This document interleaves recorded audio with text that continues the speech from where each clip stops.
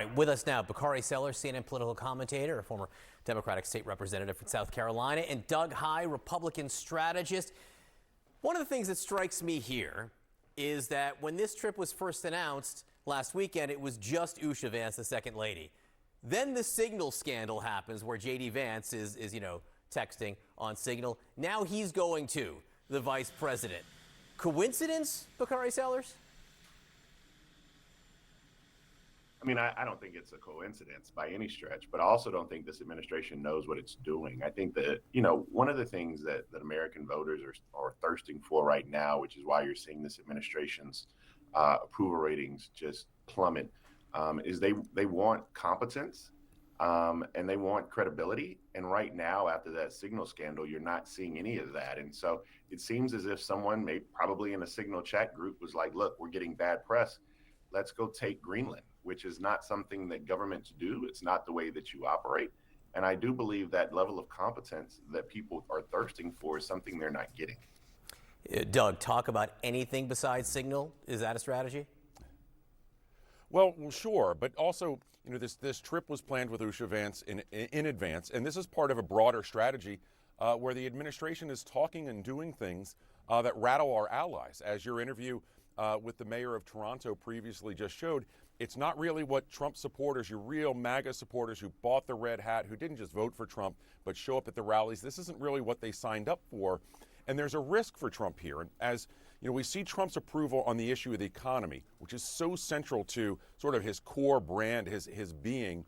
There's a risk for Trump on that with these tariff threats, not just with Canada. And I'll give you an example, John. Just yesterday, I was at a wine tasting where Christian Moreau, who's the king of Chablis, was pouring wines. And he said to me, nobody wins in a trade war. And what he meant was, if my prices go up, that hurts me.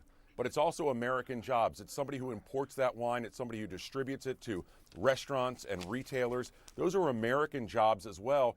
I think the Trump administration, while there's a lot of saber rattling here with Greenland, Canada, certainly other countries, they can come at a real cost, not just for our allies, but for American consumers as well. Is the king of Chablis like Abe Froman, the sausage king of Chicago?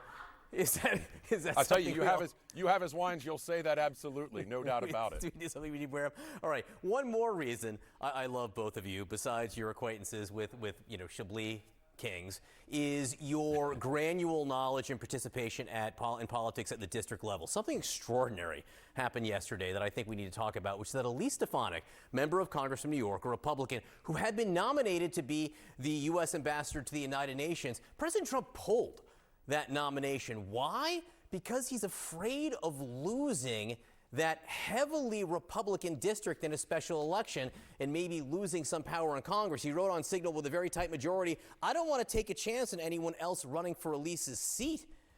I mean, it's a true social post right there, I should note. Bakari, this is, really tough for Elise Stefanik, who I think wanted this job, gave up her House leadership post, gave up subcommittee assignments for this, and is now told, sorry. Second thing is, what does it tell you about what Republicans think about their chances? I mean, it's embarrassing, but this is what happens when you deal with someone like Donald Trump. I mean, if you believe that you're going to get this full faith and credit from Donald Trump, then that joke is on you. And yeah, Elise Stefanik's going to go back to work in Washington, D.C. and be decently embarrassed. I think one of the things that we're seeing is that if Democrats could just get their act together, like if we could have a message, if we could, have a brand that is rebuilt, if we could focus on expanding the middle class, I mean, if we could be kind of better responsive to the things that are going on in D.C. instead of looking like, Barnum and Bailey, then we would have a chance to take back the majority.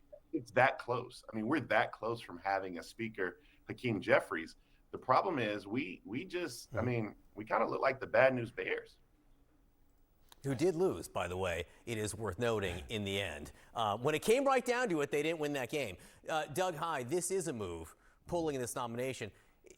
It betrays weakness, doesn't it? Or fear at a minimum. I think it betrays fear. And by the way, the bad news bears lost to your favorite team, John, the Yankees. I'd point out, very important as we've just had opening day. Look, there is nothing in Washington that is more overinterpreted than a special election, especially when you're coming into a new administration. The math for House Republicans, we knew, was always tight. It's why there was nervousness when Mike Walls was picked, obviously a name we've been talking about lately. Stefanik was going to get confirmed overwhelmingly so. There was no doubt about that. But the math is very difficult for Republicans, even as I think Mike Johnson's been sort of underestimated as he's, won some important votes, yes, with very close margins, losing a seat in New York, whether temporarily because the seat goes away while there's no member serving, or for a 2-year period if you lose that special election. That makes that math that much harder for Republicans. But win the special election or lose the special election, the result was going to be overinterpreted by the NRCC, the Republican Congressional Committee, and their Democratic counterparts at the DCCC. Doug, hi, Bakari Sellers. Appreciate your time this morning. Thank you both so much. Have a terrific weekend with your Chablis. Kate?